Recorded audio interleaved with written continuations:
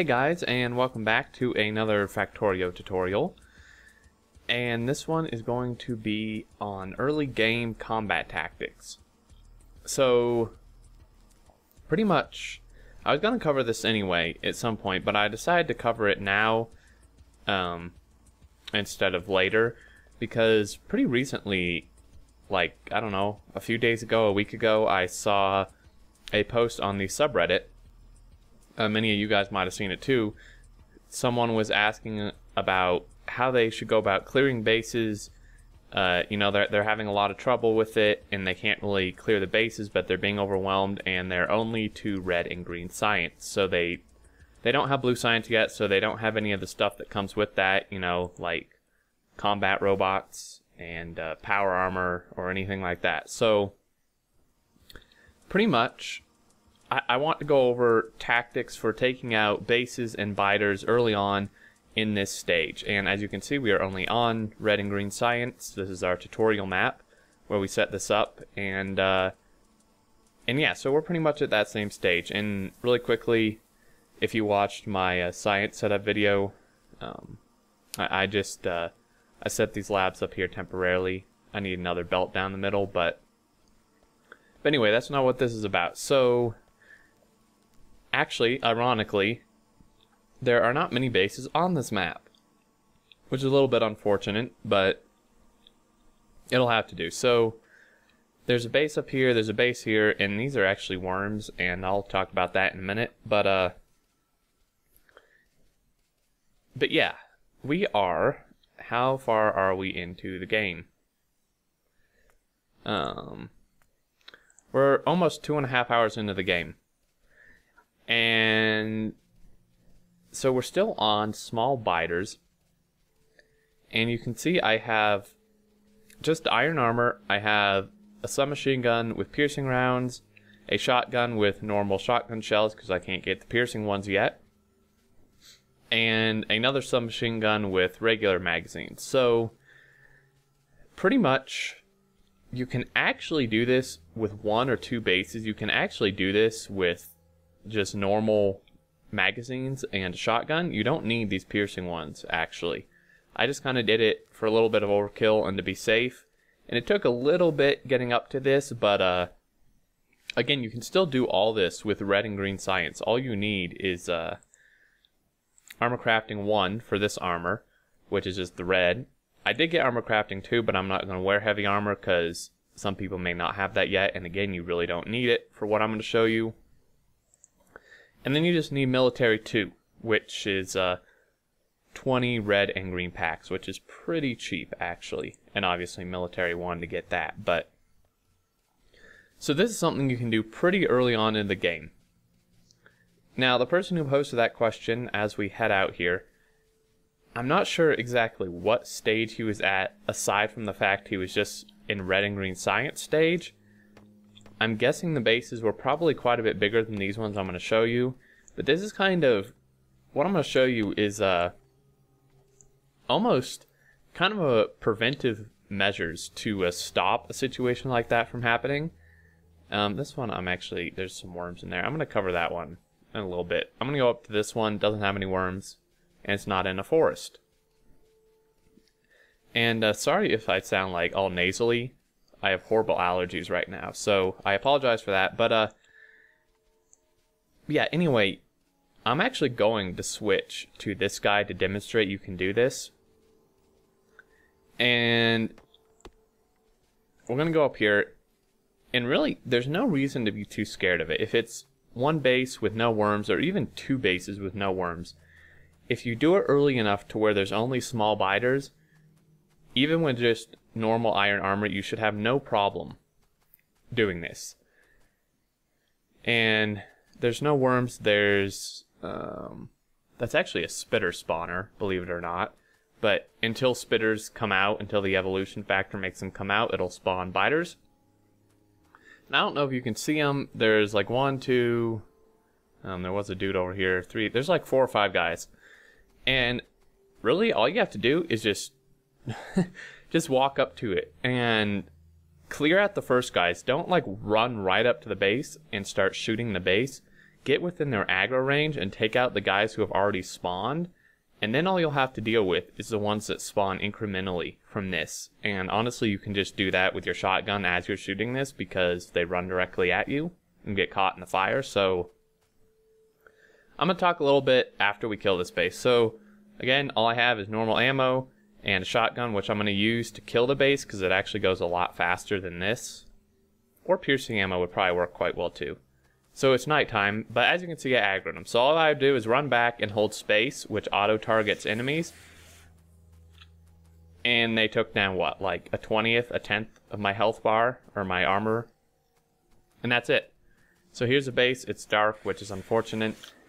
But more spawn. Boom. I'm going to switch to my piercing rounds for a minute to just demonstrate.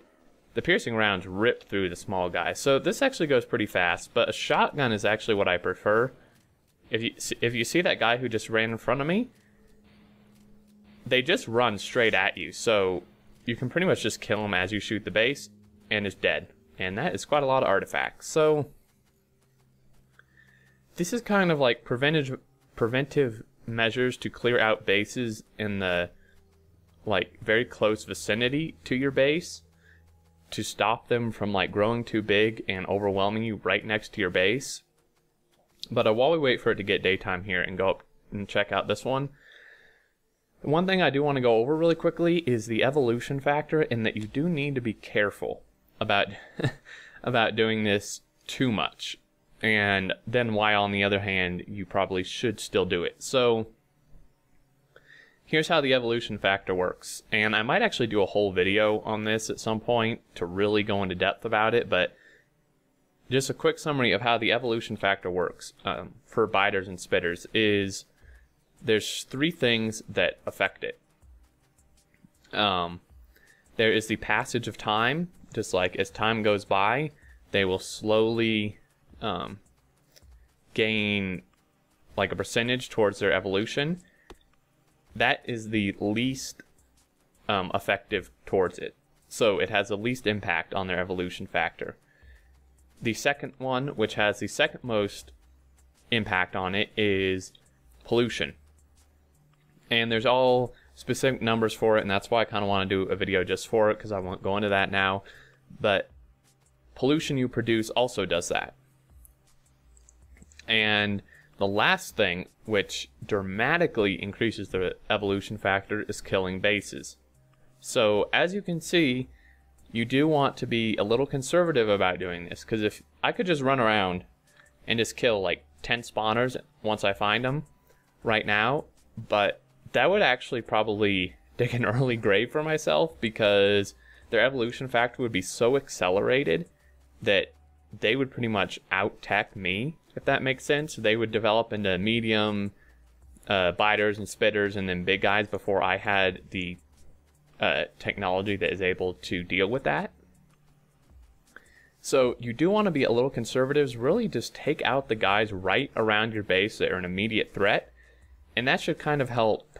I guess you could say it's like a band-aid.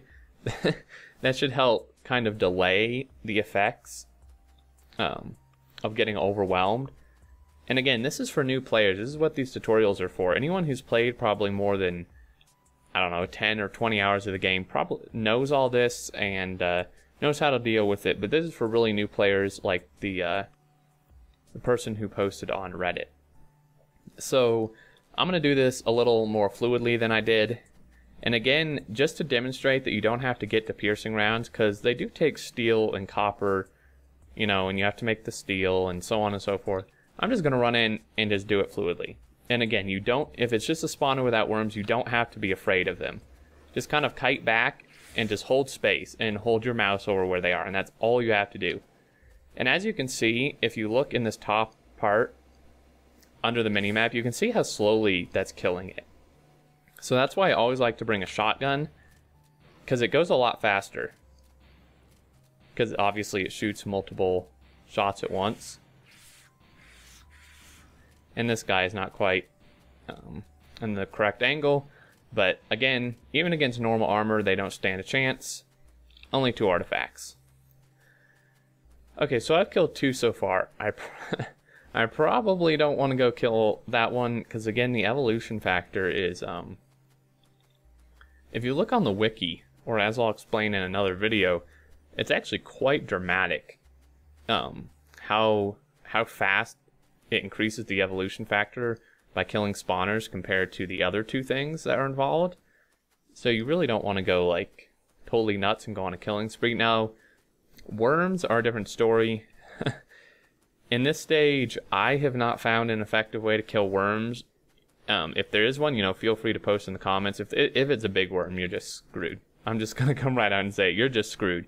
Small worms you could probably deal with. Medium worms, maybe with like turrets. But the good thing about worms is unless they're like right in your base, in your way, you don't have to go kill them. I mean, they don't come for you. They don't do anything. They're pretty much just a dormant structure until you run right next to them and you get into their range. But I'm going to demonstrate here. I'm going to save the save the game and just demonstrate why you don't even want to get near a big worm until you have much better equipment. One, they have longer range and they're way tougher, but he does a ton of damage. If I get into his range, see, I actually can't reach him, but if I get in his range here, you'll see how much damage he does. He took a little less than half my health with one shot. So if you run by there with without paying attention, you're pretty much a dead man. But honestly, that really covers this. Like I said, it's early game combat tactics, and it's for really newer players. It may seem extremely straightforward to anyone who's played, like I said, 10, 20 hours or more. This may seem like a pointless bunch of information, but again, for new players, like in my very first game, I didn't do this. I didn't clear out bases around my base, and pretty much what happened is, since I was new and trying to figure everything out, I didn't really think about defense or couldn't handle it, and they were just so close to me, and the bases around me got big enough to where I was just being attacked like 5 minutes, just wave after wave after wave every 5 minutes, and I died. I lost. And that could have been prevented by clearing out the bases in the near vicinity, but again, if you go like way too overboard, then it's going to do kind of the other effect, to where they will just evolve so quickly that you won't be able to really handle them with your current technology. So I think that really covers it. I mean, that's pretty it. I guess pretty much it. My point here is, for new players, don't be afraid to go out and take out a few single bases that are around your base and might be a problem in the near future, as long as they don't have worms, and you do it within, I mean, heck, I've gone 2.5 hours into the game, and I haven't even had any medium biters spawn. So as long as you do it within the first hour or two, which should be easily done, because really all you need is the military 2 technology, because you already have the ability to make the ammo, and then you just need the ability to actually all you need is military 1 essentially an armor crafting 1 to get these things. So yeah, if it's a single spawner, even if it's 2 spawners, if you play it a little strategic, you should be able to just take it out with this very standard equipment, and really just not have many problems with it. So I think that's going to cover it for this video. And next video probably won't be on combat stuff. It'll be something else related to advancing in our base here. But I will do more videos on the combat, like the mid-game combat tactics and then late-game combat tactics, which gets really fun, because that's when you get your like destroyer robots and your distractor robots and your power armor and stuff. In mid-game, you get the tank. It's really quite fun. So I will do those later on at some point.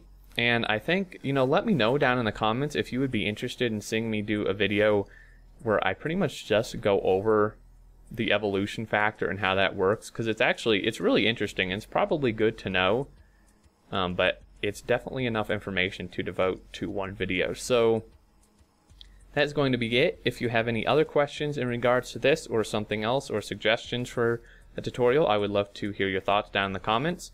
But as always, thank you so much for watching. I really do appreciate it. And until next time, I look forward to seeing you all, and take care.